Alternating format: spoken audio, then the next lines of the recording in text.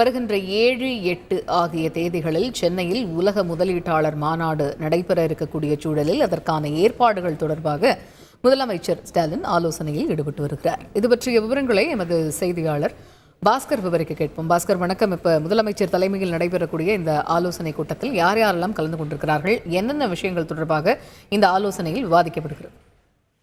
தொழில்துறை அமைச்சர் TRP ராஜா, தொழில்துறை செயலாளர் அருண்ராய் ஆகியோர் கலந்து கொண்டிருக்கக்கூடிய இந்த கூட்டத்தினுடைய முக்கியத்துவம் என்னவென்றால் 7, 8 ஆகிய தேதிகளில் உலக முதலீட்டாளர் மாநாடு என்பது சென்னை நந்தம்பாக்கம் வர்த்தக மையத்தில் நடைபெற உள்ளது. அதற்கான ஏற்பாடுகள் எவ்வாறு நடைபெற்று வருகிறது, முதலீட்டுக்கான பணிகள் உள்ளிட்ட பல்வேறு அம்சங்களை உள்ளடக்கியதாகத்தான் இந்த கூட்டம் என்பது முக்கியத்துவம் பெறுகிறது. உலக முதலீட்டாளர் மாநாட்டுக்கான லட்சணை ஏற்கனவே டிசம்பர் மாதம் வெளியிடப்பட்டதுக்கான அறிவிப்பு வெளியிடப்பட்டது. அதை தொடர்ந்து பணிகள் மும்முரம் காணப்பட்டது. கட்டணம் வெளியிடப்பட்டு தொடர்ந்து முதலீடுகளை ஈர்க்கும் நடவடிக்கைகளாக ஒவ்வொரு முறையும் தமிழக முதலமைச்சர் தொழில்துறை மற்றும் உயர் அதிகாரிகளோடு இந்த ஆலோசனை கூட்டத்தை நடத்தி அதன் வாயிலாக முதலீடு ஈர்ப்பதற்குண்டான நடவடிக்கைகளும், அதாவது பின்தங்கிய மாவட்டங்களில் கூடுதல் சலுகைகளோடு தொழில் நிறுவனங்கள் தொழில் தொடங்குவதற்குண்டான அறிவிப்புகளை வெளியிடுவதற்குண்டான நடவடிக்கையாகவும் இந்த கூட்டம் என்பது முக்கியத்துவம் பெறுகிறது.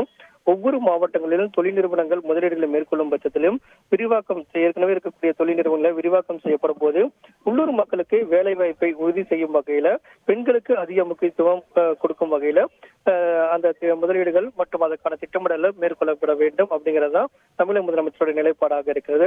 அந்த வகையில தொழில் நிறுவனங்களுக்கான சலுகைகள், தொழில் தொடங்கும் போது வேலை வாய்ப்பை உருவாக்கி அதன் மூலமாக முதலீடுகளை ஈர்த்து அனைத்து மாவட்டத்திலும் ஒருங்கிணைந்த வளர்ச்சியை என்ற அடிப்படையாக கொண்டுதான் உலக முதலீட்டாளர் மாநாட்டினுடைய முக்கிய அம்சமாக இந்த ஆலோசனை நடைபெற உள்ளது. அதன் வாயிலாக 7, 8 ஆகிய தேதிகளில் எவ்வளவு முதலீடுகள் இருக்கிறது, முதலீடு மூலமாக வேலை வாய்ப்புகள் எவ்வளவு தமிழகத்தில் மேற்கொள்ளப்படுகிறது என்பது குறித்தான அதிகாரப்பூர்வமான அறிவிப்பு வரும். அந்த முன்னதாக நடைபெறக்கூடிய இந்த கூட்டம் என்பது அதற்கான ஏற்பாடுகளாகவே இந்த கூட்டம் என்பது நடைபெற்று வருகிறது. தகவல்களுக்கு நன்றி பாஸ்கர். செய்திகளை உடனுக்குடன் தெரிந்து கொள்ள உடனே சப்ஸ்கிரைப் பண்ணுங்க.